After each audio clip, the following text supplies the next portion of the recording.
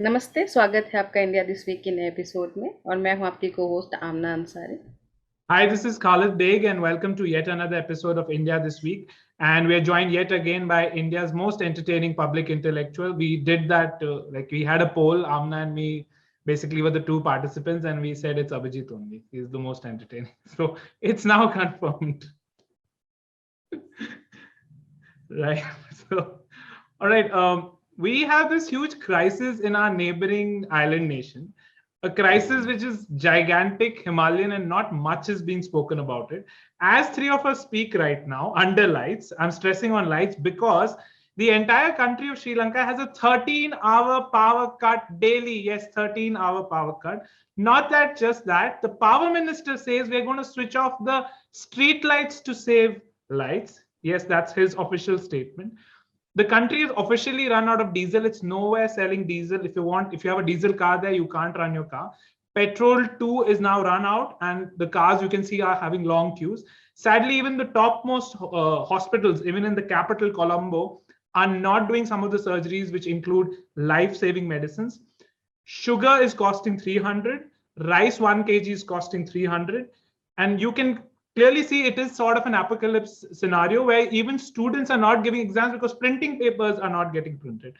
So, Abhijit, what's happening in Sri Lanka? This looks like a very, very sad situation for the entire populace. It doesn't matter whether you're super rich, you're super poor, you're just basically screwed right now in Sri Lanka. So, if you could just start from the beginning, that what has led to the chain of events that Sri Lanka faces itself in such a sad situation, where our prayers and thoughts are with them. So one word happened, China, right? Now, China started off this entire loan process sometime around 2008. And you remember 2008, there was a big financial crisis. And the Chinese way of getting out of that crisis, like any financial crisis, is for the government to spend like crazy, right? So you create artificial stimulus and then you stabilize the economy. Now, China started spending a lot on its own infrastructure as well. This is where the bullet trains really take off and all the extra infrastructure building takes off and things like that. Now, what's happened is you're seeing slowly each one of these is collapsing. The precursor to this was that company, what was it, Evergreen or Evergrande, I forget, the infrastructure company that collapsed. Their train companies, their bullet train companies are in very, very serious problems right now because, the cost of bullet trains over that kind of a country is, and that kind of a disposable income is very problematic. The third element of all of this is Sri Lanka, because Sri Lanka was one of the early adopters of this Chinese model. Their leaders used to go to China and they'd be so impressed with infrastructure. And when China said, we can build you really good free infrastructure, it's fantastic, take it. They made the fundamental mistake of assuming that building infrastructure leads to growth. Wrong, it does not. Remember, infrastructure, when it goes side by side with growth, automatically finds an equilibrium, right? In this case, what happens is if you set up infrastructure, what happens to all the other factors of production? There needs to be entrepreneurship, there needs to be good regulatory mechanisms, good fiscal policy, etc., etc. None of that happened. So if you go to, the beachfront in Colombo, you'll be like, oh my God, this country is like way ahead of us. There is no part of India, not even the poshest parts, not Amrita Shergill Marg in Delhi, not Malabar Hills in Bombay, that looks this good.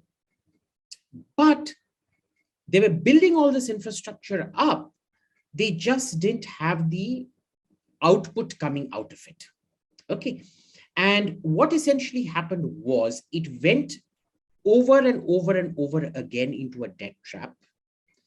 They did realize what was happening, to be fair to them. And their ruse, instead of correcting the entire situation, was to then play this game, this Pakistan game of playing China off against America, except in this case, it was playing China off against India. And India very, very smartly turned around and said, you know what, we're not interested. Now, I think a lot of Indian analysts, me included, by the way, always complained that the MEA should have developed Hambantota. Initially, the Hambantota port, the contract was initially given to India, and India said, we're not interested, which is why it then went to China. And now where are we? Because Hambantota is a complete white elephant, right? Like every other Chinese investment in that place, except it wasn't investment. It was building what the Sri Lankans wanted built at a cost which they are now no longer able to pay back. So the balance of payment situation has become so bad that they can't afford the basic essentials needed to run the country, like food, like fuel. Crazy. Okay.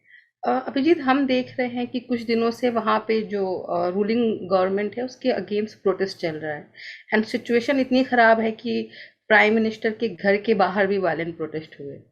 हम ये भी देख रहे हैं कि कोलंबो के जो civilian areas हैं उसमें आर्मी तक को भेजा जा रहा है। तो आपको क्या लगता है, अब सिचुएशन आउट ऑफ कंट्रोल होगी यहाँ से या फिर कुछ मैनेज होगा? देखिए, ये तो थोड़ा मुश्किल है बोलना कि आउट ऑफ कंट्रोल हो जाएगा या नहीं, क्योंकि इसमें आपको याद रखना है कि जो राजपक्सा फैमिली है ये बहुत ही अथॉरिटेरियन हैवी हैंडेड है।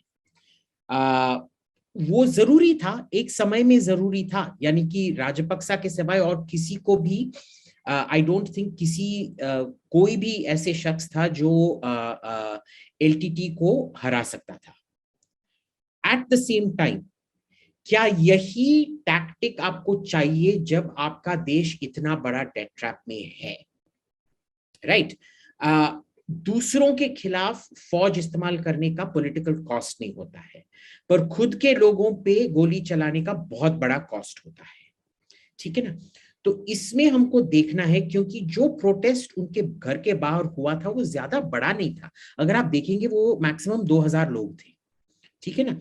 तो इतना भी बड़ा नहीं था कि पूरा फैमिली पैनिक कराए। मेरे को पता है कि फैमिली पैनिक कर रहा है, क्योंकि उनको अभी पता नहीं है कि क्या करने वाले हैं, और उस कर्ज को चुकाने के लिए उन्होंने $1 बिलियन का एक और कर्ज लिया।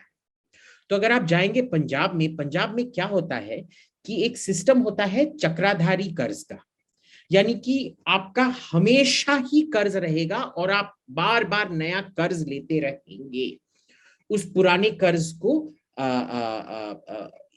सेटल करने के लिए। और पंजाब में तो इतना फ्रिक्शन होता नहीं है अभी।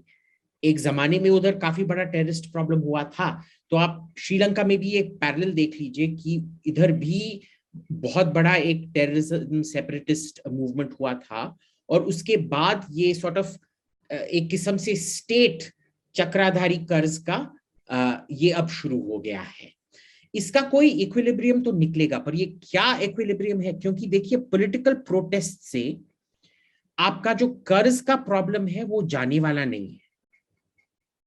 तो हो भी क्या सकता है, क्योंकि देखिए आपने ठीक है, आपने सरकार बदल दिया, ठीक है, सबने ये जलसा कर दिया और फिर पार्लियामेंट पे हमला किया और प्रेसिडेंट पे हमला किया, जैसे यूक्रेन में हुआ, और आपने प्रेसिडेंट को भगा दिया और नया सरकार स्थापित कर दिया।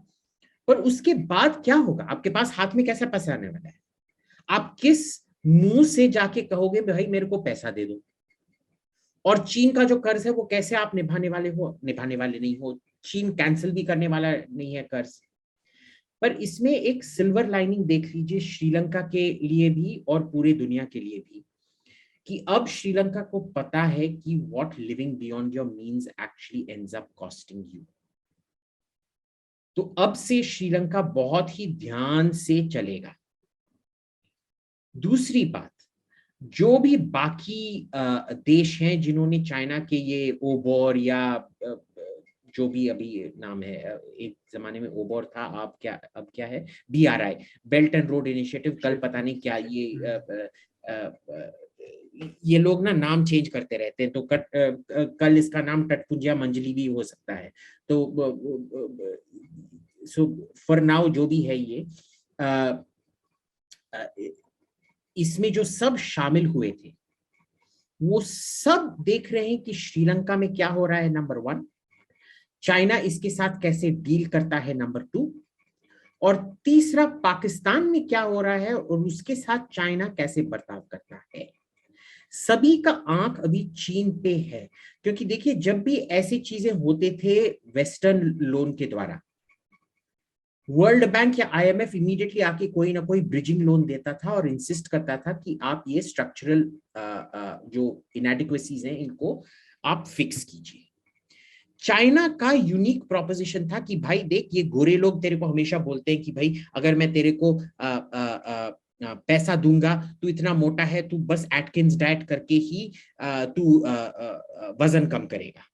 मैं ऐसे नहीं बोलता हूं, मैं तेरे को पैसा देता हूं, तू जितना खाना है खा, चावल खा, रोटी खा, घी खा, मक्खन खा, मोटा होते रहे। अभी तू 200 किलो है, अब कल तू 300 किलो बन जा करके चीन आके बोलता है। पर अभी उनको पता चल रहा है कि चाइना भी कैसे अपना डेट रिकवर कर सकता है। चीन को भी ये अंदाजा होना चाहिए कि जब तक वो श्रीलंका को बेल आउट नहीं करेगा और इंसिस्ट नहीं करेगा कि कोई फिस्कल डिसिप्लिन हो और कोई ये स्ट्रक्चरल रिफॉर्म्स हो उनके फर्दर लोन्स के लिए, तब तक स्थिति हालत काबू में नहीं किया जा सकता।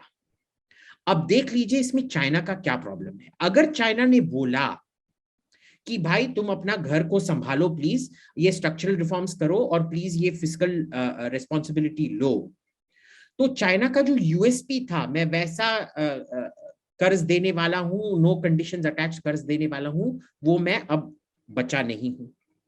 और मैं ऐसा भी कर्ज देने वाला नहीं हूं जो बोलता हूं कि भाई तुमको जिस पे स्पेंड करना है स्पेंड करो, क्योंकि बाकी के देश बोलेंगे कि भाई मेरे को इस पे स्पेंड करना है, उस पे स्पेंड करना है। अब चाइना क्या करेगा? So it damages China quite badly. I don't think people are realizing how much of an impact it is having across ASEAN and other countries जिन्होंने ये ओबोर पे साइन अप किया था। अभिजीत, उसी बात पे, I mean, we know the communist regime in China has been infamous for pushing developing nations into this vicious debt trap, and Sri Lanka is the prime example right now of it, right? Through that BRI, Belt and Road Initiative, as you said, नामकरण करते हैं, right? Then it's one belt, one road. Do you think with Sri Lanka they did it with the same intention, or it was just the offshoot of something which even they didn't anticipate? Because even like in Colombo, mein that ambitious Colombo port city, which is like a white elephant now, they wanted to develop it like Dubai and Singapore, and Rajapaksa still is saying, give us some more loan, और 25 साल में वो चल जाएगा, God knows कब चलेगा. Did China do it with the evil intention of saying that they're going to at some point fall into this debt trap? Like right now, there are actually not even rumors, it's verified 25% of it has been, subsidized and given to China. So how do you look at it as an analyst? Like, does China know what it's doing, and now it's going to basically sort of, ensare the sovereignty of Sri Lanka and take the assets and use that for its thing? I honestly don't know, because the problem is China never expected a debt trap to materialize so quickly. Okay. Right? So for example, अगर बहुत सारे चूहे तुम्हारे पास आते हैं और तुमने एक चूहा ट्रैप में थोड़ा सा चीज या रसगुल्ला भर के रखा है, ठीक है, और तुमको पता है तुम्हारे घर में 10 चूहे आ रहे हैं और तुमने 10 माउस ट्रैप रखे हैं. The moment the first mouse realizes that the mouse getting the rasgulla has gotten crushed, because mice are very smart animals, right? They realize immediately and then they don't touch it again. Now, the problem is China is now seeing that if it usurps the sovereignty of Sri Lanka anymore, every other country is going to wisen up. Okay, one of the options that is there before Sri Lanka is to do what Argentina did, which is declare default and say, we're sorry, you have to write off the debt. That's it. Now, that doesn't suit China. Now, they were willing to write off the debt of Evergreen, but they're not willing to absorb and write off the debt of Evergreen. But remember, if they absorb and write off Sri Lanka's debt, every other borrower gets even more fiscally irresponsible. They're like, look, we can take China for a ride. So let's build as much as we can, because then we can default and China will have to absorb the debt. Right? So China is not stuck in a very good position right now. Now, did they know what they were going into? Yes, it was one of those eyes wide shut kind of situations. They realized at some point of time what they were going into, but the kind of investment they had already done in all of this, they simply couldn't pull back. It becomes one of those things, it's too big to fail. Karke. So you have to keep throwing money into it till it succeeds, kind of thing. So it went on going in that till Xi Jinping comes. Now at Xi Jinping's level, the moment Xi Jinping takes over, something changes. It goes from eyes wide shut to genuinely stupid. Because Xi does not like being contradicted. He's very smart politically, but he's very stupid economically. So he doesn't want to hear bad news. Anybody who gives him bad news, he throws them in jail. And when you start throwing people in jail, then nobody has an incentive to give you the truth. So he pretty much proceeded on all these things, not knowing what was going to happen, where he deliberately deluded himself or kept himself uninformed because he didn't want to listen to bad news. I don't think he even absorbed the import of what has happened. He still doesn't, because if they had, they would have proactively done something. There should have been a Chinese infrastructure bank or something saying, hey, look, we'll give you loans at this particular rate to cover it off, but then you need to, so like I explained in Hindi before, if they do that, then they're encouraging everybody to reduce their consumption under BRI, which means Chinese companies, their order books are then cut in half. So how are you going to keep the bubble going? Abhijit, आपको क्या लगता है कि अब India का क्या strategy होना चाहिए? एक अच्छे नेबर की तरह हमने उनको असिस्टेंस दिया है फाइनेंशियली 4.5 बिलियन का, बट लॉन्ग टर्म में हमारे इंटरेस्ट के लिए हमें किस तरह से इस पूरी सिचुएशन को देखना चाहिए? देखिए, ये एक मेक्सिको के प्रेसिडेंट होते थे बेनितो हुआरेज, और वो हमेशा ये कंप्लेन करते थे कि मेक्सिको का